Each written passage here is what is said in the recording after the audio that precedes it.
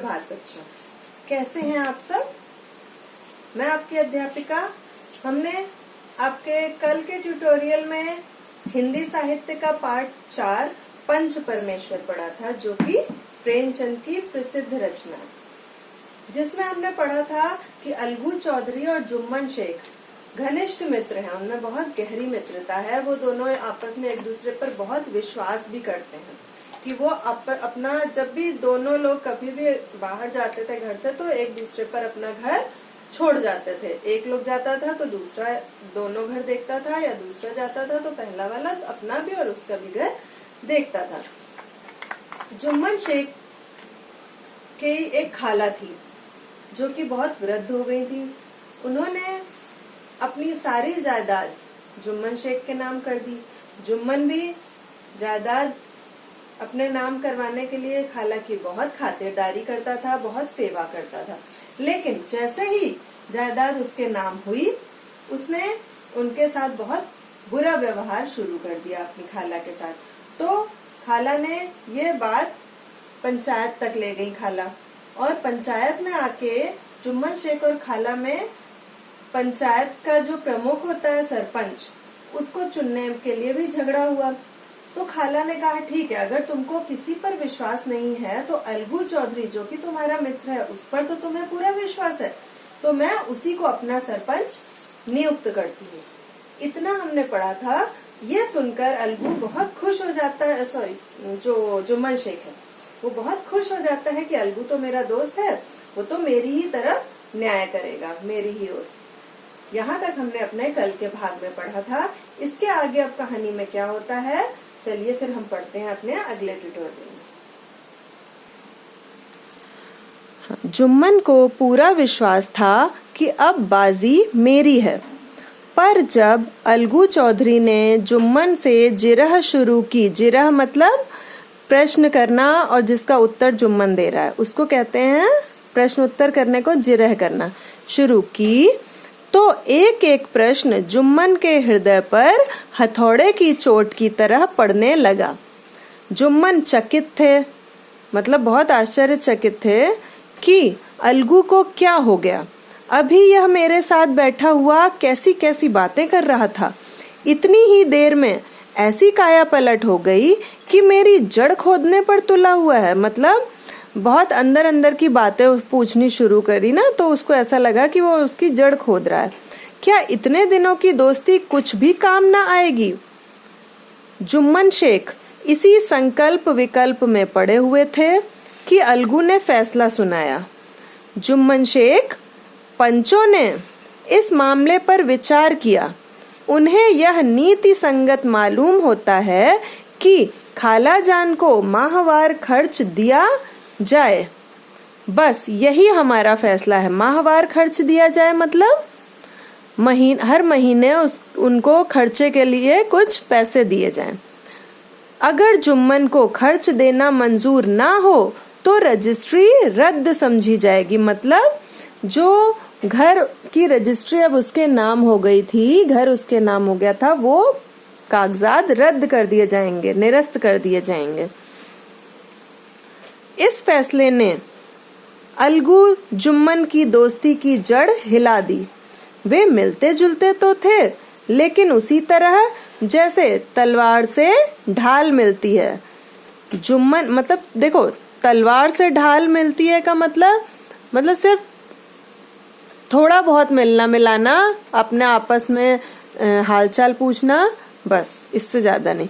जुम्मन के चित्त में मतलब मन में मित्र की कुटिलता आठों पहर खटका करती थी, मतलब बहुत उसको बुरा लगता था कि उसने बहुत खराब किया मेरे साथ, कि किसी तरह बदला लेने का अवसर मिले। और वो मन ही मन ये सोचता था कि कुछ ऐसी बात हो जिससे मैं भी अलगू से अपना बदला ले सकूं।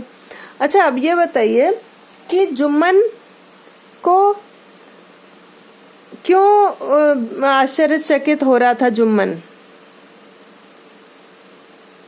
हाँ, क्योंकि अलगू उससे तरह तरह के प्रश्न कर रहा था, जिरह कर रहा था, इसलिए जुम्मन बहुत आश्चर्यचकित हो रहा था।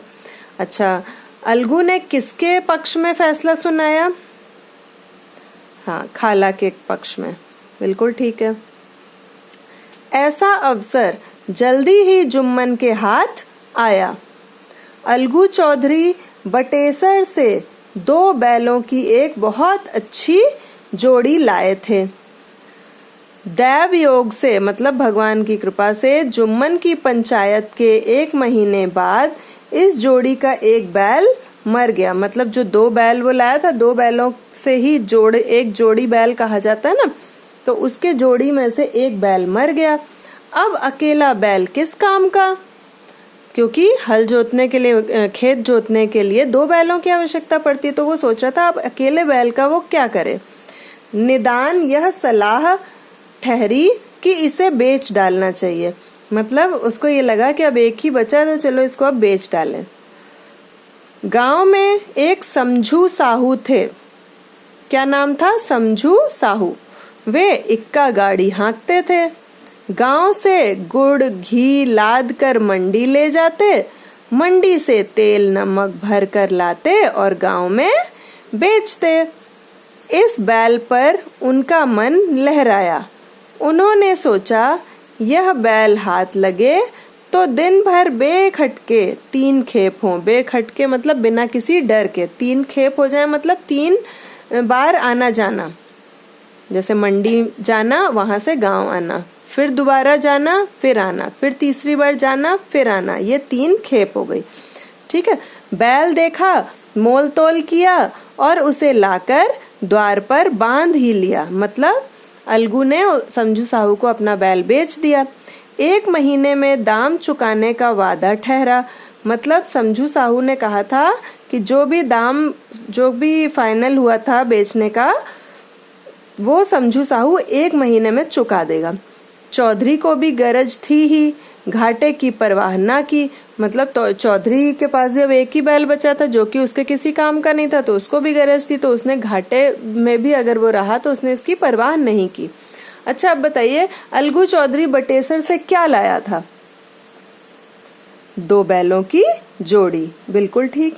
हाँ, अच्छा, समझू साहू क्या करते थे? हाँ, इक्का गाड़ी हाँकते थे, बिल्कुल ठीक। अच्छा, अब ये बताइए, जो समझू साहू थे उन्होंने बैल का दाम चुकाने के लिए कितने समय लिया था, कि कितने समय में वो दाम चुका देंगे? हाँ, 1 महीने में। समझू साहू ने नया बैल पाया तो लगे रगेदने। मतलब उसको बिल्कुल रेतना नहीं कहते, जैसे काम कराते रहना, उसको लगातार काम कराते रहते थे। वह दिन में 3-3, 4-4 खेप करने लगे। मतलब राउंड जैसे होता है ना, गांव से मंडी तक का, मंडी से गांव तक का 4-4 चक्कर लगाना। ना चारे की फिक्र थी, ना पानी की। मतलब उनको बैल के खाने पीने की कोई परवाह नहीं थी, बस खेपों से काम था। मतलब कितने बार वो आ जा ले, इनसे उनका काम था। मंडी ले गए, वहां कुछ रूखा सूखा भूसा सामने डाल दिया। मतलब जो रूखा सूखा भूसा मिलता था वही उस बैल को खिला देता था। बेचारा जानवर अभी दम भी न ले पाया था कि फिर जोत दिया। मतलब जैसे ही वो थोड़ा सा खाता था, थोड़ी सी उसको, मतलब पूरी तरह से उसको रेस्ट भी नहीं, आराम भी नहीं हो पाता था बैल को, तुरंत वो दूसरे चक्कर के लिए उसको बांध देता था। फिर अलगू चौधरी के घर तो चैन की बंसी बजती थी। अलगू चौधरी के घर चैन की बंसी बजती थी, मतलब वो वहां अपने आराम से रह रहा था।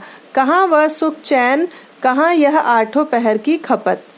महीने भर में वह पिस सा गया। मतलब बैल के लिए कहा जा रहा है कि अलगू चौधरी के घर में तो उसको आराम था, लेकिन यहाँ समझू साहू के घर में वो परेशान हो गया था और खाली पिस गया था वो। मतलब काम ही काम कराते थे और खाना भी नहीं देते थे। एक दिन चौथी खेप में साहू ने दूना बोझ लादा। दिन भर का थका जानवर, पैर ना उठते थे, पर साहू को जल्दी पहुंचने की फिक्र थी। मतलब चौथा राउंड लगा रहा था और बोझ भी दूना डाल दिया, उसके ऊपर बांध दिया। तो अब वो जानवर भी भाई इतनी बार आ जाके थक गया था और पैर भी उसके नहीं उठ रहे थे। साहू को जल्दी पहुंचने की फिक्र थी, अतएव उन्होंने कई कोड़े निर्दयता से फटकारे। मतलब जल्दी नहीं चल पा रहा था तो उसने सोचा कोड़े मारेंगे तो ये जल्दी चलने लगेगा, और बहुत बुरी तरीके से निर्दयता से कोड़े उसको मारे। बैल धरती पर गिर पड़ा, मतलब थक हार के बैल धरती पर गिर गया, और ऐसा गिरा कि फिर ना उठा। मतलब फिर ना उठा से मतलब उसकी मृत्यु हो गई। वो गिरा और उसकी मृत्यु हो गई। इस घटना को कई महीने बीत गए। मतलब 1 महीने में पैसा वापस करने को कहा था समझू साहू ने, और उसको मरे ही कई महीने बीत गए। अलगू जब अपने बैल के दाम मांगते तब साहू और सहुआइन झल्लाते और अंड बंड बगने लगते। सबने पंचायत कराने का परामर्श दिया, मतलब उसको सलाह दी कि पंचायत कराओ। साहू जी राजी हो गए। अलगू ने भी हामी भर दी, मतलब साहू जो समझू साहू था वो भी तैयार था पंचायत कराने के लिए, और जो अलगू चौधरी था उसने भी पंचायत के लिए हाँ कह दिया। आज का हमारा ट्यूटोरियल यहीं तक होगा। इसके आगे का जो बचा हुआ पार्ट है वो हम अगले भाग में पूरा करेंगे। तब तक के लिए अपना ध्यान रखिए, स्वस्थ रहिए। धन्यवाद।